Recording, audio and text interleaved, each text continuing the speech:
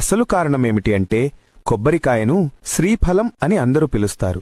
ఇది మన మనసు, అహంకారం, చెడు ఆలోచనలను విరగ్గొట్టి శుభారంభం చేయడానికి సంకేతం. కొబ్బరికాయ మీద గట్టిగా ఉండే షెల్లు మన అహంకారానికి సంకేతం. లోపల ఉన్న నల్ల ఏ పూజకైనా కొబ్బరికాయ ఎందుకు కొడతారు? అసలు కారణమేమిటి అంటే కొబ్బరికాయను శ్రీఫలం అని అందరూ పిలుస్తారు.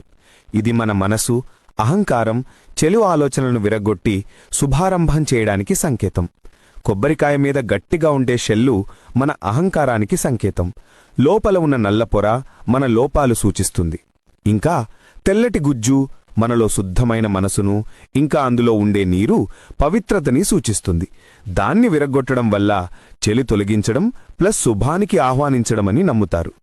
పూజలో కొబ్బరికాయ కొట్టడం నా జీవితంలో ఉన్న అడ్డంకులు, ప్రమాదాలు, నెగటివ్ ఎనర్జీ అన్నీ తుడిచిపెట్టుకుపోవాలి అని సంకల్పంగా భావిస్తారు.